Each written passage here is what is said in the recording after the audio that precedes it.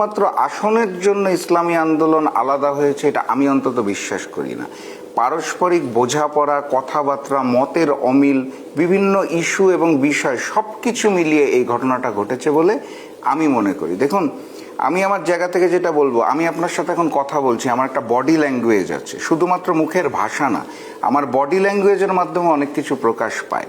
তো আমি আমার জায়গা থেকে মনে করি আমরা 11 ভাই যখন এক হতে গিয়েছিলাম, নানাবিধ বিষয়ে আমাদের কিছু কিছু জায়গায় মতের অমিল হয়েছে। শুধুমাত্র আসন অথবা ইসলামী আন্দোলনকে ক্ষমতালোভী বলার জায়গাটাতে আমি একমত নই, অথবা বিএনপির কোনো কূটকৌশলের সামনে পীর সাহেব চরমনে অথবা ইসলামী আন্দোলন মাথা নত করে নাই, এটা আমি বিশ্বাস করি। পর্যন্ত একটি সংসদীয় আসন জীবনে পাননি। তারা যদি 100 আসনের দাবি করে, তাদেরকে 100 আসন দেয়া হয়, আর তারা সেখান থেকে মাত্র 10টি পাস করে, তাহলে 90টি ফেল করার মানে হলো নির্বাচনের আগে পরাজয় শুরু হয়ে যাবে। এজন্য তাদেরকে 100 আসন চাওয়াতে দেয়া হলো না, কারণ সে যোগ্যতা তাদের অর্জন এখনো হয়নি। তারা যখন 100 আসন চেয়ে পেলেন না, তখন তারা নিজেরা কিন্তু আলাদা হয়ে গেলেন।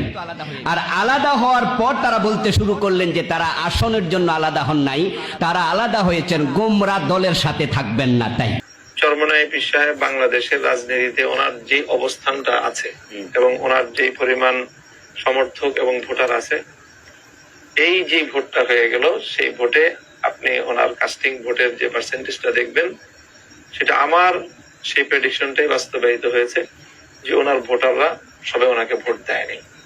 ভোটটা না দেওয়ার কারণ এটাই যে এবার বাংলাদেশের ব্যাপক অডিয়েন্স, যারা ওভারঅল যারা রাষ্ট্র ব্যবস্থায় ইসলামকে দেখতে চায় বা ইসলামপন্থীদেরকে দেখতে চায়, তারা খুব তীব্রভাবে আকাঙ্ক্ষা করছিল যে ইসলামপন্থীরা এক বাক্সে আসুক। তো যেহেতু উনি এক বাক্সে থাকতে পারেন নাই, যে কোনো কারণেই হোক, এই জন্য ওনার রিয়েল ভোটটাও উনি পান নাই। তাদের অনেক ভোট সুইং করে উনি থাকতে পারেন না কেন? উনি অনেক বেশি আসন চাইতেছিলেন আপনাদের কাছে। শুধু আমাদের কাছে চাওয়ার বিষয় না, এটা আসলে মূলত এখানে আমাদের কৌশলগত বেশ কিছু বা পদ্ধতিগত হয়তো কিছু ভুলও থাকতে পারে। এটা আসলে আমরা খুব সম্মিলিত ভাবে আসন বন্টনের পর্যায়ে আমরা যেতে পারি নাই।